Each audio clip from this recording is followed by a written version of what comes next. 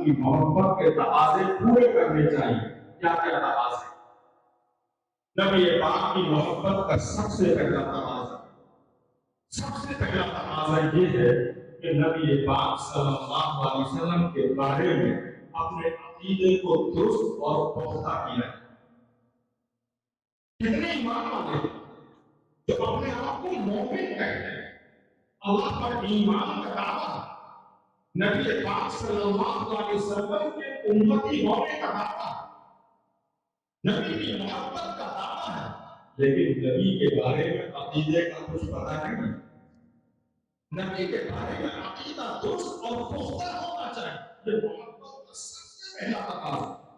نبی کے بارے میں کیا عقیدہ ہو؟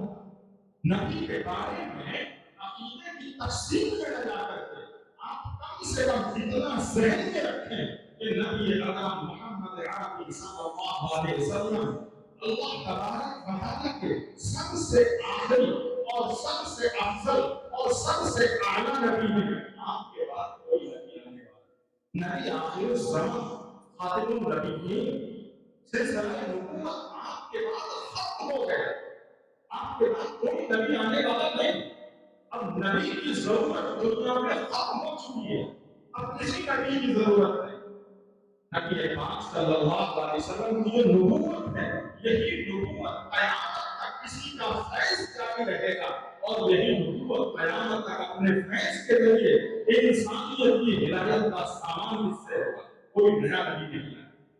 سب سے پہلے یہ عقیدہ درست ہونا چاہیے. کتنے ایسے ہیں جو ہمارے مابین، جو ہمارے اپنے ہیں، جو ہمارے اپنے ذہن و مزاج کے، جو ہمارے اپنے محلے اور پڑوس کے، جو ہمارے اپنے گاؤں کے رہنے والے، روز کے اپنے بیٹھنے والے، لیکن نبی پاک صلی اللہ علیہ وسلم کے بارے میں انہیں اس عقیدے کی خبر نہیں. ہر ایمان والے کی ذمہ داری ہے کہ وہ اپنے دل میں نبی کی محبت کو پختہ اور مضبوط کرے. ہر چیز سے زیادہ نبی کی محبت ہو، اور پھر اس محبت کے تقاضوں میں سب سے پہلا تقاضا کہ نبی کے بارے میں عقیدہ درست ہو. اور یہ عقیدہ درست ہونے کے ساتھ ساتھ پختہ اور مضبوط بھی ہے. عقیدہ درست تو نہیں ہے کہ عقیدہ یہ رکھے کم سے کم. تفصیل میں اس میں نہیں جاتے، تفصیل کا موقع نہیں. یہ لوگ اتنا ذہن میں رہنا چاہیے، اتنا یاد رہنا چاہیے کہ محمد عربی صلی اللہ علیہ وسلم جو نبی ہے ہم سب کے، وہ سب سے آخری نبی ہیں، اور تمام انبیاء کے سردار، افضل الانبیاء، سید الانبیاء، افضل المرسلین، سید المرسلین، تمام انبیاء کے سردار، تمام انبیاء میں سب سے افضل و اعلیٰ، اور تمام انبیاء میں سب سے آخری نبی. اب آپ کے بعد کوئی نبی آنے والا نہیں. بہت سے آپ کو ایسے ملیں گے تو نبی کی ضرورت کیوں نہیں ہے؟ نبی کی ضرورت کیوں نہیں ہے؟ بہت سے آپ کے ذہن و دماغ میں ایسا شک ڈالنے والے، ایسا شبہ پیدا کرنے والے، ایسا اعتراض پیدا کرنے والے ملیں گے، لیکن ضرورت اس بات کی ہے کہ آپ اس عقیدے پر پختہ اور جمے رہیں. کیوں ضرورت نہیں؟ نبی پاک صلی اللہ علیہ وسلم پر قرآن کریم نازل ہوا. قرآن کریم ایمان کی بنیاد ہے، کتاب ہدایت ہے، کتاب الہی ہے. اس قرآن کریم میں اعلان کر دیا گیا کہ اب کوئی نبی آنے والا نہیں.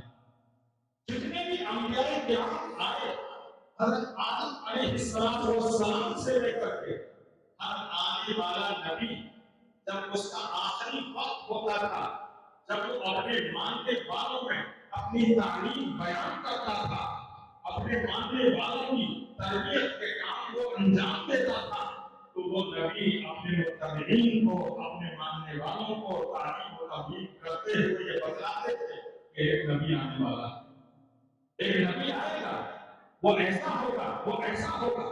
قرآن کریم نے بعض انبیاء کرام کی دعائیں نقل کی.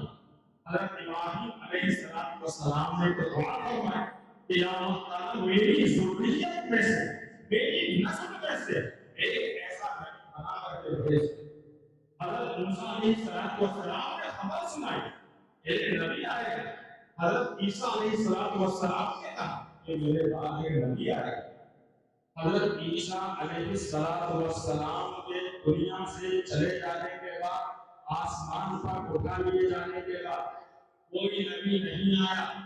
تقریباً 500 سال کا عرصہ یہ دنیا میں ایسا گزرا کہ اس 500 سال کے عرصے میں کوئی نبی نہیں ہوا، نہ کسی نے نبوت کا دعویٰ کیا، نہ کوئی نبی اترا اللہ کی جانب سے، نہ کسی کو نبی بنایا گیا اور نہ ہی کسی نے نبوت کا دعویٰ کیا۔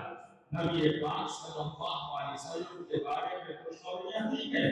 نبی پاک صلی اللہ علیہ وسلم مبعوث ہوئے تو آپ صلی اللہ علیہ وسلم کے بارے میں یہ عقیدہ پختہ اور مضبوط رہنا محبت کا سب سے پہلا تقاضا ہے۔ لہذا ہر ایمان والے کی ذمہ داری ہے کہ اس عقیدے کو پختہ اور مضبوط کریں۔ دوسری ذمہ داری ہے نبی پاک صلی اللہ علیہ وسلم کی اتباع، آپ کی اطاعت، آپ کی تابعداری کہ زندگی کے ہر مرحلے میں، زندگی کے ہر گوشے میں، زندگی کے ہر موقع پر آپ جب بھی کوئی کام کریں نبی پاک صلی اللہ علیہ وسلم کا اسوہ، نبی پاک صلی اللہ علیہ وسلم کا طریقہ وہ آپ کا سب سے پسندیدہ طریقہ ہونا چاہیے۔ یعنی آپ کی زندگی میں سنت پر عمل لازمی درجے میں ہو کہ آپ اپنی زندگی میں سنت کو مضبوطی سے اپنائیں۔ آپ صلی اللہ علیہ وسلم کی زندگی اتنی جامع اور اتنی مکمل ہے کہ انسانی زندگی میں جتنے بھی مرحلے آتے ہیں، کوئی بھی مرحلہ، کوئی بھی گوشہ، زندگی کا کوئی موڑ ایسا نہیں ہے کہ آپ صلی اللہ علیہ وسلم کی زندگی کے اندر اس سلسلے میں رہنمائی اور طریقہ موجود نہ۔ آپ کی زندگی کے ہر پہلو میں رہنمائی موجود ہے۔ ایک چھوٹی سی مثال میں اس موقع پر دیا کرتا ہے۔ آپ صلی اللہ علیہ وسلم کے اپنی امتیوں کی ہدایت کے بارے میں فکر مند ہونے کے بارے میں پتہ چلتا کہ آپ کتنے فکر مند تھے اپنی امتیوں کی ہدایت میں۔ آپ کسی بھی رہنما اور کسی بھی قوم کے مذہبی سردار یا مذہبی جو بھی ان کا رشی یا منی ہو یا جو بھی ان کی مذہب کا بانی ہو، اس کی زندگی کو اٹھائیے، اس کی زندگی میں انسانی زندگی کی ہر پہلو کی رہنمائی نہیں مل سکتی، لیکن نبی پاک صلی اللہ علیہ وسلم کی زندگی کے اندر ہر پہلو کی رہنمائی موجود ہے۔ آپ صبح کو جب اٹھیں، صبح سو کر اٹھنے کی دعا نبی پاک صلی اللہ علیہ وسلم نے بتلائی۔ صبح کے اٹھنے کی دعا، سورج نکلنے کے وقت کی دعا، سورج چڑھنے کے وقت کی دعا، اگر اذان کی آواز آئے اس کی دعا، اذان کے بعد کی دعا، کھانا شروع کرتے وقت کی دعا، کھانے کے بعد کی دعا، دودھ پینے کی دعا، گھر سے نکلنے کی دعا، گھر میں داخل ہونے کی دعا، کسی کی خوشی کی خبر ملے اس کی دعا، غم کی خبر ملے اس کی دعا، کسی بھائی سے ملاقات ہو اس کی دعا۔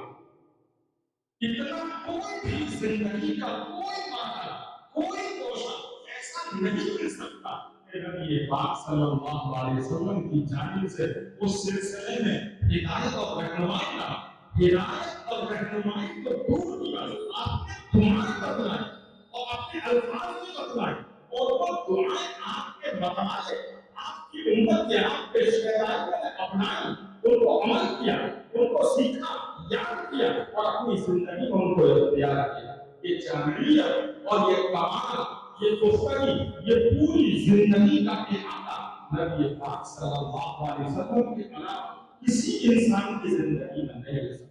صلی اللہ علیہ وسلم کی زندگی کا ایک کمال، ایک نمونہ